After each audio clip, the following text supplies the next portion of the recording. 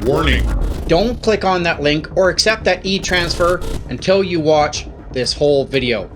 You'll be very grateful you did. Tried to take $1,000 from each account. And in our special coverage tonight, we're focusing on e-transfer scams, which are becoming more and more common in Canada. Money, but e-transfer fraud is on the rise as hackers find new ways to get into your bank account. The buyer sent what looked like a link to an e-transfer, but it was a scam, and her bank account was hacked of more than $2,700. I thought this could never happen to me. I don't know if you're aware, but there's a new scam sweeping across Canada in which people are accepting e-transfers, opening their email, clicking on the link, logging into their bank, and think that they're accepting funds being transferred if, say, they sell an item.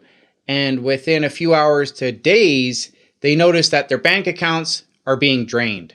Quick disclaimer before we start, I am not a security expert or financial advisor. This video is educational based on my research and advice from banking professionals. Always contact your bank directly for any account security concerns. The Canadian RCMP is warning that thousands have been scammed over the last few years and millions have been drained from bank accounts. Millions.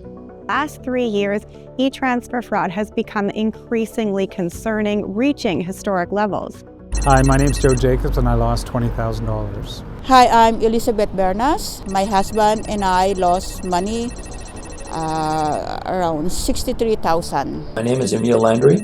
I lost $22,470. Now, of course, phishing emails, these kind of scams, they're nothing new. However, they actually look like legitimate e-transfers because who doesn't receive those all the time, either from a friend or someone you're selling a product to. Patricia, with advanced technology like artificial intelligence, e-transfer or phishing scams can look incredibly real. All it takes is one click on a fraudulent link that a scammer sends, and this can be a gateway into stealing your information, draining bank accounts in seconds. Here's exactly how the scam works. Say you're selling something. You go online, you post it on Marketplace or Kijiji, wherever. And within a short time period, you receive an email saying, "Hi, I'm interested in whatever you're selling. I'd like to buy it. However, I'm not in town, so I'll just send you an e-transfer and you can hold it for me." And, well, that sounds fine. You're just accepting money, you think, right? Why not? So you open the email, click on the link. It looks legitimate. Okay, yeah. Oh, log into my bank? Sure. And it looks like a legitimate banking website, right? However, it's not. It's a fake.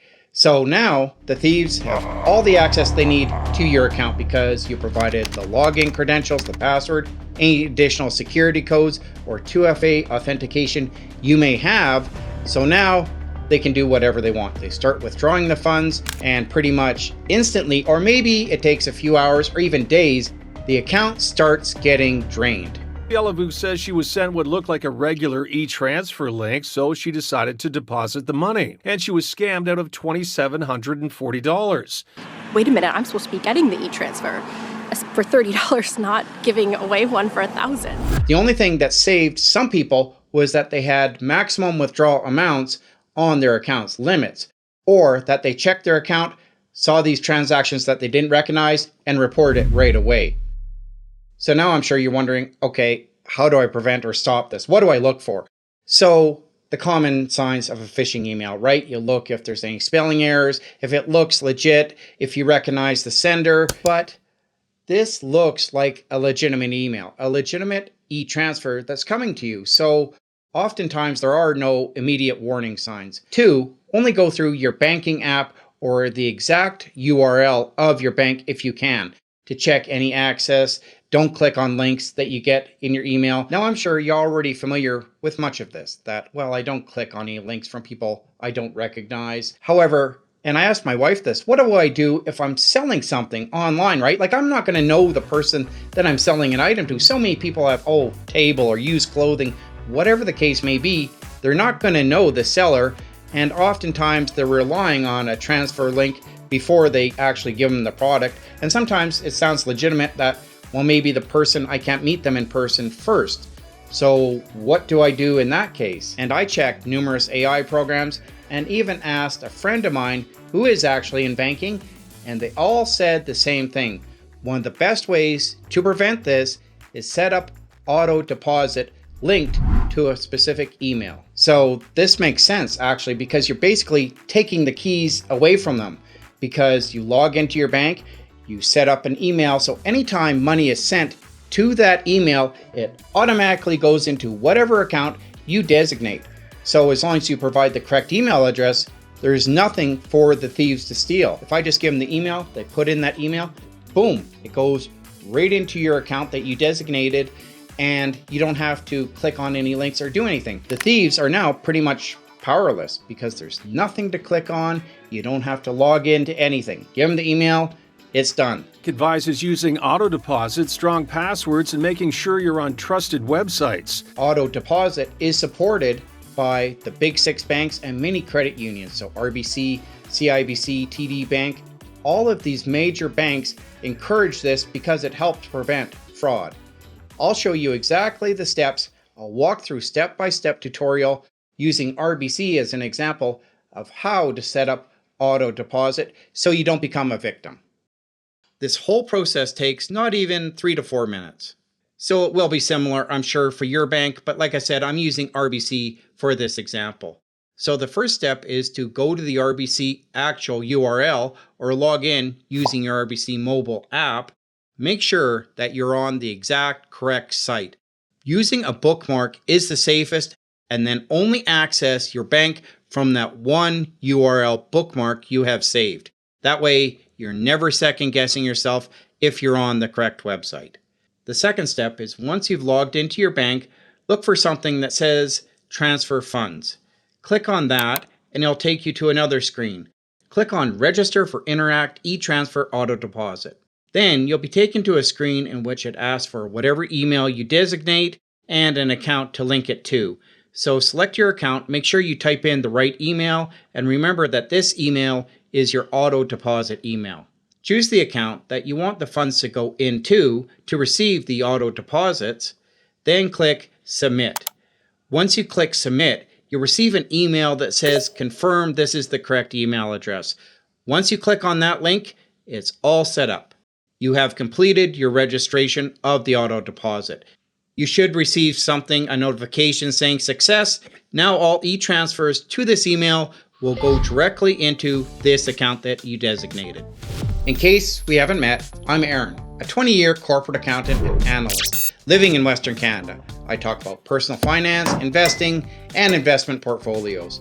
I try to make it fun and entertaining along with informative. If this sounds like something you'd be interested in, consider subscribing to my channel. And that's all there is to it. Now that you have that email set up, there's no questions you have to give out to people. If they have that email and they send funds, it'll go directly from their account into the account that you've designated. Something that I figured out when I was walking through these prompts and doing the voiceover, figuring out how this is actually done is, and it makes sense, you can't have one email address go to multiple accounts, which makes sense, right? You can't say, well, this one email I want auto deposit on, but I already have a link to another account. It can't do that. So one email is associated with one account. So you can use different emails going to whatever account you want, or sometimes to the same bank or even the same account. Like RBC, I think, allows up to 5 different email addresses for auto deposit. However, each email will only go to one designated account. Make sense? Clear as mud? Now, I don't want to give you a false sense of security. If you set up auto deposit, yes, you are 95 to 99% protected from all these scammers because, like I said, you're taking away the login, right? There's nothing to log into. It doesn't mean that your accounts are 100% secure because there are still phishing scams, lost emails, passwords, ways that scammers always cracking into it. But auto deposit is extremely effective at preventing most of these scams. They say there's no better way to protect yourself than getting paid in cash, but in situations where that's not possible, auto deposit is safer than not. But nothing, Patricia, is foolproof. And like I said, one of my passions is cybersecurity. So I actually find this interesting and know a lot about it. So everybody has or is familiar with the warning signs, right? About what to look for on phishing emails. But just in case you don't, You want to look for spelling mistakes, if it actually came from the person that you're expecting, any sense of urgency, like, oh, your banking information has expired, like the stupid fake links that we get from Amazon, right? Warning, your package could not be delivered, or you have a package waiting for you, or your account on Netflix is about to expire, your Apple Pay is about to expire. Log in now. You know, I find it so funny when I get these Apple Pay warnings saying, your Apple account is about to expire. Oh my gosh, I don't even own any Apple devices or have an Apple account, but God, I'm not going to fall for it. It's just stupid. But I realize that some people do. Can't lose money, no way. And I'm prone to this myself, that sometimes, only sometimes, I get a little bit of panic, right? Because I don't want anything to go wrong. But you have to stop and say, wait, just take 5 minutes, just do a quick check. Log in using my app or something. This link is to something I've never seen before. It's really slowing down and being hypersensitive to what you're looking at and questioning it. Go to the official site, not clicking on any links you get in your email, of course, and just verify the information, because they'll tell you right in the app itself if there's anything wrong with it, not on some silly email. They'll tell you in the app itself if there's a problem with your account. So I never rely just solely on emails. That's stupid. So if your auto deposit is enabled, there's no login, no security questions. There is nothing that anybody needs besides your email address to deposit the money. I actually recently just sold something online, and immediately my wife is like, oh, okay, they're coming over. Yeah. Oh, get cash only. And I'm like, well, good idea, right? Like, you try to think of these things. But a little tip for you is, if you ever are going to meet somebody in person, especially for you ladies, do it in a public place and ask maybe one of your friends to be a backup, right? Like, hey, I'm meeting somebody, I'm going to pick up something. Come with me, right? Just, you never know. Auto deposit does not protect you against, like I said, they're somehow able to crack your passwords because you have 123 password or something silly. So ideally you should already know this, but make your passwords at very least, I'd say longer than 8 characters, 12 characters at minimum, and with special characters in it, like the exclamation mark, the percentage sign, whatever the case may be, upper and lower characters, numbers, all mixed into one. Ideally, get a password manager. That's what I use, and they are great, right? Because then I can create great big long passwords and I never have to worry. And also, don't replace the E's with 3's, the S's with $signs, as many hackers and scammers are onto these tricks, right? So they try that. Don't use your kids or your birthday. Don't use your house address, your phone number, anything like that. Like, I'm way past all of this stuff. So you ideally want to be changing your passwords also every 6 months to 1 year at a minimum. Also, it does not prevent you receiving stolen funds from someone else, right? And the banks will eventually track that down and come for that money. So if you ever see any money that doesn't belong to you go into your account, obviously report it. And if you notice unusual activity you don't recognize, call the number on the back of your bank card, call the main line on the website, look for an anti-fraud phone number, get in contact with your bank right away, because the sooner you catch and report it, the sooner and the more likely they can and are able to do something about it. And no, just in case you're extra paranoid, someone cannot reverse engineer or find out your banking information details from auto deposit. It doesn't work that way. So just having your email address, don't worry, your account's still safe. So how effective is auto deposit overall? Against fake e-transfer phishing's near total protection. Against credential theft via fake links, stops it entirely. Financial losses from this method are dramatically reduced. Fraud departments recommend it, I recommend it, and that's why my friend in banking recommends it, because it pretty much takes away almost all of the chances of you losing your money. When selling items for an e-transfer payment, verify the funds are actually in your account before releasing the item. Check your banking app directly. Don't rely on email notifications, as these can be faked. E-transfers requiring security questions can be canceled before you deposit them, but once deposited, they cannot be reversed. This is why auto deposit is strongly recommended for sellers. The best way to make sure this doesn't happen to you? If you're trying to sell something through an app or a website and you receive an email that isn't directly from the platform, don't click any links and call your bank immediately. Now, in my opinion, my personal opinion, I think this is a loophole that banks and other institutions and governments should be looking into with more scrutiny, right? And online marketplaces and banks need to do a better job at protecting users. System that we're essentially forced to have to participate in.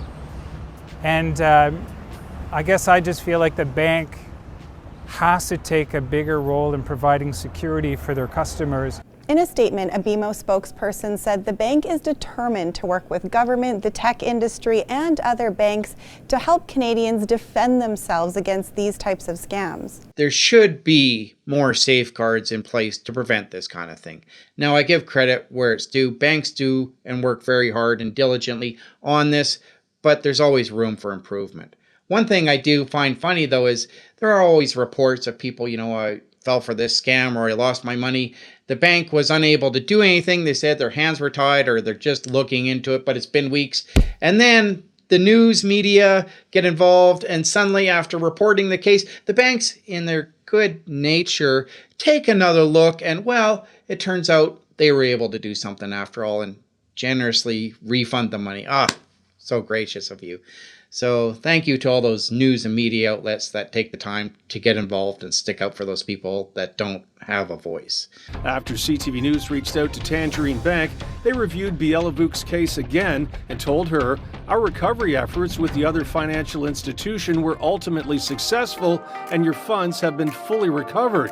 Bielavuk has now been given a full refund, which was great news for her. Thank you, CTV, for helping me get my money back. And if you're interested in financial portfolios and investments, and you want something with a little bit of spice and action, check out this next video here, which I recommend 7 popular investment portfolios and ETFs to match.